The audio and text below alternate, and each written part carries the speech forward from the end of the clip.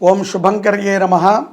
మార్చి నెలలో వృషభ రాశి వారికి ఉన్నటువంటి గోచార ఫలితాలను తెలియచేస్తున్నాము. శ్రద్ధగా ఆలకించండి. ఈ రాశి వారికి ఈ నెలలో లాభస్థానము యందు గ్రహములు వీక్షణ చాలా బాగుంది. చాలామంది అనుకుంటూ ఉంటారు, ఎలా అండి మనము ఏదో గ్రహమైత్రి అని, గ్రహముల యొక్క సంచారం ద్వారా ఈ ఫలితాలను వస్తాయని, ఈ గ్రహం మారితే ఇలా ఉంటుందని. ఒక విషయాన్ని మనం బాగా గుర్తుపెట్టుకోవాలి.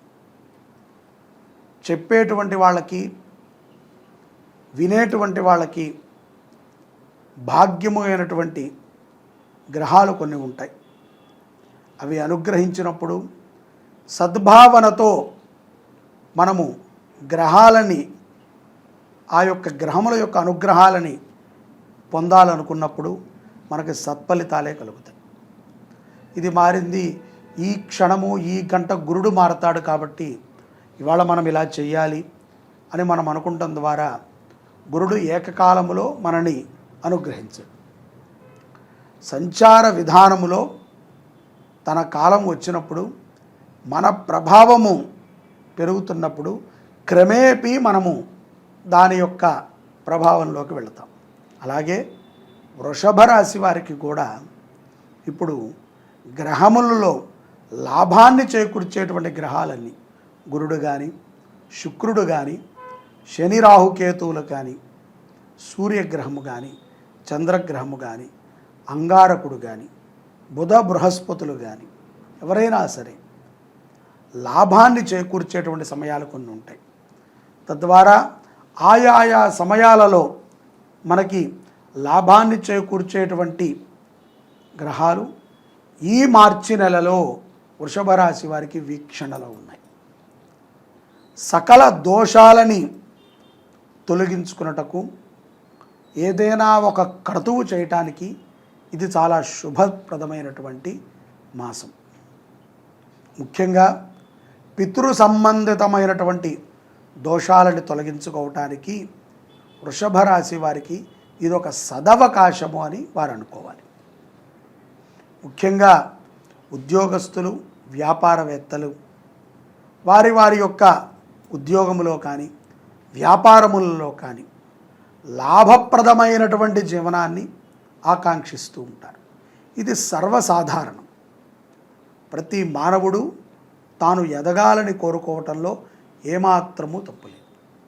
కాబట్టి ఆ ఎదిగేటువంటి సమయము ఈ మార్చి అనేటువంటి విషయాన్ని వృషభ రాశి వారు గుర్తుపెట్టుకోవాలి.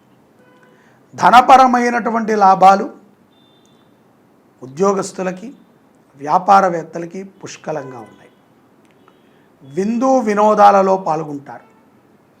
భార్యాభర్తల మధ్య ఏదైనా సయోధ్య లేకపోతే, అన్యోన్యతలు లేకపోతే, జాతక సంబంధమైనటువంటి దోషాలు ఉన్నప్పటికీ వాటిని తొలగించుకున్నటకు ఇదొక మంచి మాసముగా వృషభ రాశి వారు అనుకోవాలి. భార్యాభర్తల మధ్య ఉన్నటువంటి అపార్థాలని తొలగించుకోవచ్చు. అన్యోన్యత పెరుగుతుంది. విడాకుల దాకా వెళ్ళి విడిపోదామనుకున్నటువంటి వారు కలిసేటువంటి సందర్భాలు కూడా ఈ మార్చిలో ఉన్నాయి. హుటాహుటిన చేసేటువంటి కొన్ని పనులు సత్ఫలితాలను ఇస్తాయి. విదేశాలలో ఉన్నటువంటి వృషభ రాశి జాతకులకి చాలా అనుగుణమైనటువంటి సమయంగా గోచరిస్తోంది. ఇంతకాలము ఏ గుర్తింపు లేక ఎంత చేసినా సరే ఏదో స్నేహితులు వాడుకోవటము, కుటుంబం వాడుకోవటము, లేకపోతే అయిష్టంగా కొన్ని పనులని మీరు చేయటం ద్వారా అసంతృప్తిగా ఉన్నారు అన్న విషయాన్ని మీరు గ్రహించి ఉంటారు. ఈ మార్చి మాసంలో వృషభ రాశి వారు సంతృప్తికరమైనటువంటి జీవనాన్ని విదేశాలలో ఉన్నటువంటి వారు అనుభవిస్తారు. ముందుగానే సంతృప్తిగా ఉన్నటువంటి వారు మరింత ఆనందంగా ఉంటారు.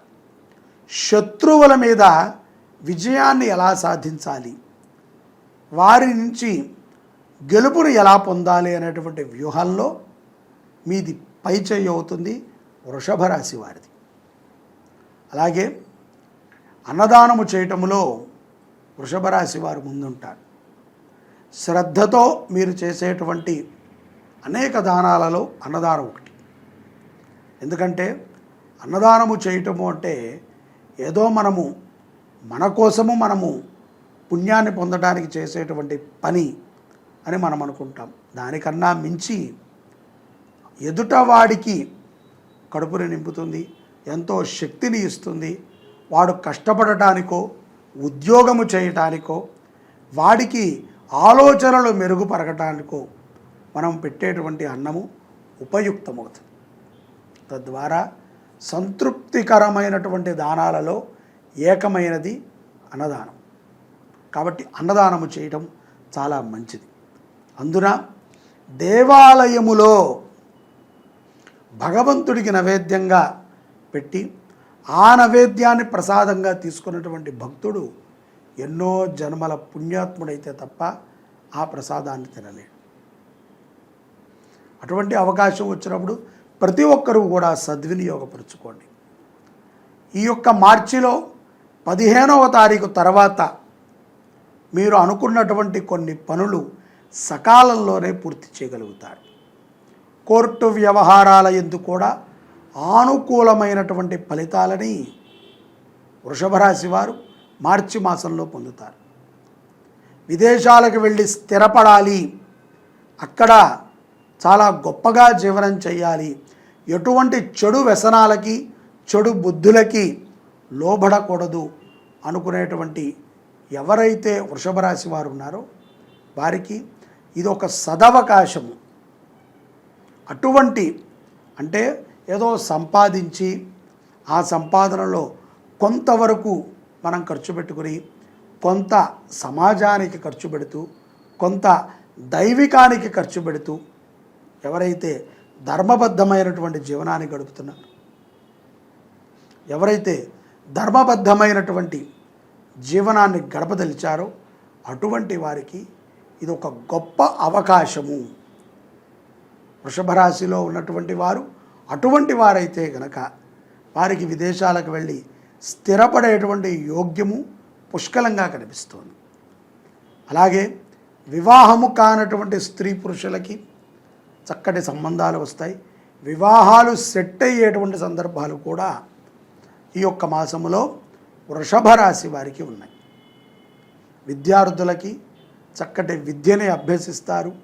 భగవంతుడి మీద వారికి మరింత ప్రేమ గౌరవాలు పెరుగుతాయి. చెడు వ్యసనాలకి దూరంగా ఉండాలి. మద్యపానము చేసి వాహనము నడపటము ద్వారా వృషభ రాశిలో ఉన్నటువంటి కొంతమంది న్యాయ వ్యవస్థలో పోరాటం కూడా చేయాల్సి వస్తుంది. విజయాలు ఉంటాయి, కానీ అత్యుత్సాహం వలన ఏదో నాకు వాళ్ళు తెలుసు వీళ్ళు తెలుసు అనేటువంటి ప్రభావం చేత మీరు చేసేటువంటి కొన్ని తప్పులు ప్రమాదానికి దారితీస్తాయి.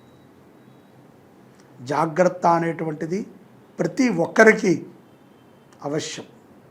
అజాగ్రత్తగా ఉండకూడదు, అభద్రతతో ఉండకూడదు. భద్రమైనటువంటి జీవనాన్ని గడపటం ద్వారా వృషభ రాశి వారు ఎన్నో గొప్ప సత్ఫలితాలను పొందగలుగుతారు. ఈ మాసములో సుబ్రహ్మణ్య ఆరాధనని ఈ యొక్క వృషభ రాశి వారు మార్చి నెలలో ఆచరించినట్లయితే సత్ఫలితాలని ఇట్టే పొందుతారు. సుబ్రహ్మణ్య దర్శనము ఎన్నో గొప్ప ఫలితాలను ఇస్తుంది. అన్నదానము చేయటము ద్వారా దీర్ఘాయుష్మంతులు అవుతారు, ఎంతో పుణ్యాన్ని పొందిన వారు అవుతారు. మార్చిలో మనకి అత్యంత పవిత్రకరమైనటువంటి రోజు ఫాల్గుణ పౌర్ణిమ. చాలామందికి సంసిగ్ధత ఉంటుంది, 24వ పౌర్ణిమ 25 అని. 24వ తారీఖు పౌర్ణమి రాత్రి పౌర్ణమి కావాల్సినటువంటి వారు చంద్ర దర్శనము నక్షత్ర దర్శనము చేసుకునేటువంటి వారు 24వ తారీఖు ఆదివారము పౌర్ణమిగా భావించి చేస్తారు. ఎందుకంటే రాత్రికి పౌర్ణమి తిథి ఉన్నది. పౌర్ణమికి ఎప్పుడూ కూడా ప్రధానము రాత్రికాలం. అలాగే ఏదైతే గనక లక్ష్మీప్రదమైనటువంటి అనుగ్రహాన్ని పొందేటువంటి పౌర్ణమి కూడా పాల్గొన పౌర్ణమి. ఇది ఉదయము పూట ఉన్నటువంటి పౌర్ణమి కావాలి. కాబట్టి సోమవారము పాల్గొన మాసములో 25వ తారీఖు సోమవారం రోజున ఉదయము లక్ష్మీ పూజ ఇత్యాది ధన పూజలన్నిటినీ కూడా చేసుకుని హోలీ పండగని ఆ యొక్క రంగులని జల్లుకుంటూ 9 విధములైనటువంటి రంగులు ఉంటాయి. ఈ 9 రంగులు 9 గ్రహాలకి సాంకేతికముగా ఉంటాయి.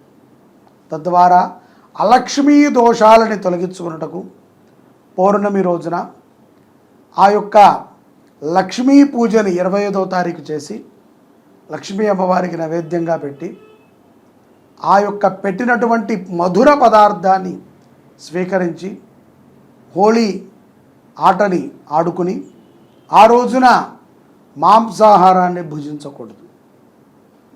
ఆ రోజున సాయంకాల సమయంలో దీపారాధన పెట్టిన తరువాత వారు కొంతమంది నృత్యాలని కూడా సంగీత నృత్యాలని కూడా ఆచరణ చేస్తూ ఉంటారు కొన్ని ప్రదేశాలలో.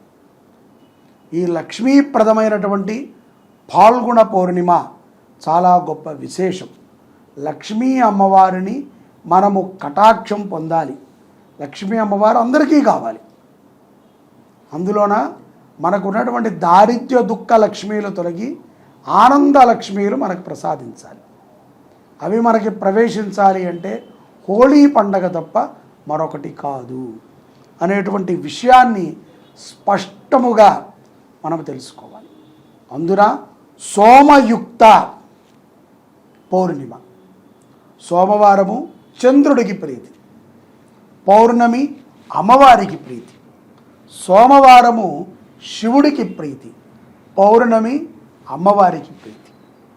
అంటే ఇద్దరు కూడా కలిసినటువంటి సోమయుక్త పౌర్ణమిని మనము చాలా గొప్పగా అమ్మవారి ఆరాధనని మన ఇంట్లో మనం చేసుకుందామండి. ఎవరినో బ్రాహ్మణుని పిలిచి ముత్తైదువులను పిలిచి ఏదేదో హడావిడి చేయకుండా సులభంగా మనము అమ్మవారి అనుగ్రహాన్ని పొంది చక్కగా 9 రకాల రంగులు 9 రకాల ముగ్గులను పెట్టి 9 రకాల రంగులని చక్కగా మన వస్త్రాల మీద కానీ మన ఇంటి ముందు కానీ మనం జల్లుకుందాం. ఈ యొక్క నీళ్లలో చాలామంది రంగులని మిశ్రమించి వాటిని జల్లుతారు. అవి కూడా చాలా జాగ్రత్తగా చూసుకుని మనం జల్లుకోవాలి.